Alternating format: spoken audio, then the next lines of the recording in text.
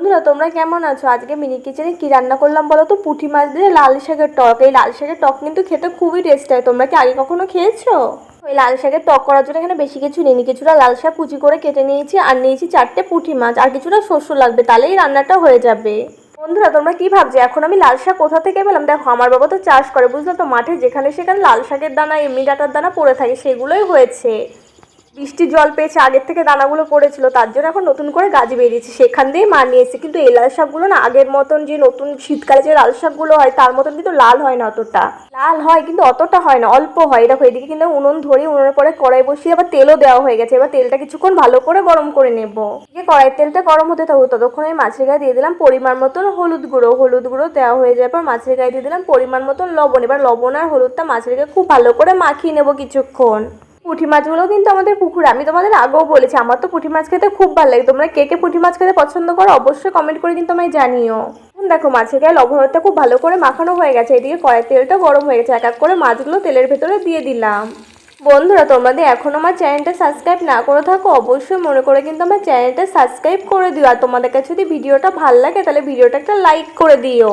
আর পাশে থাকা বেল আইকনটা অবশ্যই মনে করে প্রেস করে রাখবে, যাতে আমার পরবর্তী ভিডিও নোটিফিকেশন সবার আগে তোমার কাছে পৌঁছায়। এখন কিন্তু মাছগুলো কিছুক্ষণ এক পাশ ভালো করে ভেজে নিতে হবে। জানো তো এই পুঁটি মাছের পেটে না ভীষণ পরিমাণে ডিম হয়েছে। কিছুক্ষণ পর মাছগুলো এক পাশ ভাজা হয়ে যাবার মাছগুলো আবারও ভালো করে উল্টে দিলাম আর এক পাশ ভাজা হওয়ার জন্য।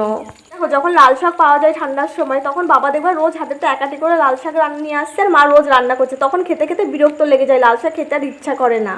এখন যেমন লাল শাক কিন্তু পাওয়া যায় না, এই জন্য লাল শাক খেতে বেশি ভালো লাগবে। এদিকে আমি তেঁতুলের ভেতরে দিয়ে দিয়েছি কিছুটা জল, তেঁতুলটা গলতে থাকবো, তাহলে রান্না করতে সুবিধা হবে। এদিকে কিন্তু আমার মাছগুলো ভালো করে ভেজে নেওয়া হয়ে গেছে। মাছগুলো আমি সুন্দর করে বাটিতে তুলে নিয়েছি। তারপর কড়াই তেলের ভেতরে দিয়ে দিয়েছি কিছুটা পরিমাণে শস্য সোমবারের জন্য।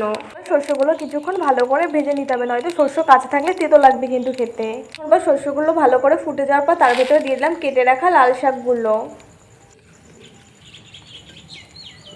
লাল শাকগুলো দেওয়া হয়ে যাবে, খুন্তিতে একটু ভালো করে নাড়াচাড়া করে দিলাম।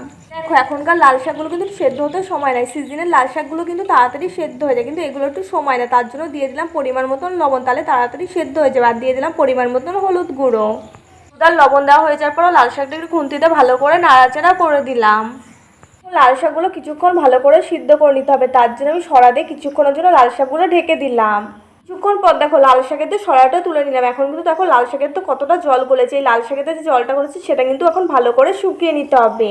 লাল শাকের দিয়ে সরাটা তুলে লাল শাকটা আমি একটু খুন্তিতে ভালো করে নাড়াচাড়া করে দিচ্ছিলাম, দেখে নিচ্ছিলাম যে লাল শাকটা সেদ্ধ হয়েছে কিনা। তোমরাই দেখো লাল শাকটা কিন্তু খুবই ভালো সেদ্ধ হয়েছে, পুরো গলে গেছে লাল শাকগুলো। দেখো লাল শাক গলে যাওয়ার পরে কিন্তু লাল শাকের ভেতর তেঁতুল দেবে, নয়তো কিন্তু লাল শাক তেঁতুল দেওয়া হয়ে যাওয়ার পর আর গলতে চাইবে না। এখন দেখো লাল শাকটা ভালোভাবে গলে গেছে, তারপর আমি দিয়ে দিলাম যে তেঁতুলটা গুলিয়ে রেখেছিলাম সেই তেঁতুলটা দেওয়া হয়ে যাবে। আবার লাল শাকটা খুন্তিতে কিছুক্ষণ ভালো করে নাড়াচাড়া করে দিলাম। তেঁতুল দেওয়া হয়ে যাওয়ার পর লাল শাকটা আরও কিছুক্ষণ ভালো করে রান্না করে নিতে হবে। কিছুক্ষণ পর দেখো লাল শাকের যে জলটা গলেছিল সেটা ভালো করে শুকিয়ে নিয়েছি। এবার দিয়ে দিলাম লাল শাকের ভেতরে ভেজে রাখা পুঁটি মাছগুলো। পুঁটি মাছগুলো দেওয়া হয়ে যাওয়ার পর লাল শাকের ভেতরে খুন্তিতে আবারও ভালো করে নাড়াচাড়া করে দিলাম লাল শাকটা। এখন আরও কিছুক্ষণ ভালো করে রান্না করে নিতে হবে লাল শাকটা। দেখো লাল শাকের ভেতরে আমার সব কিছু দেওয়া হয়ে গেছে, এখন আর কিছু দিতে হবে না, শুধু মাঝে মাঝে খুন্তিতে ভালো করে নাড়াচাড়া করে দিতে হবে যাতে নিচে না লেগে যায়।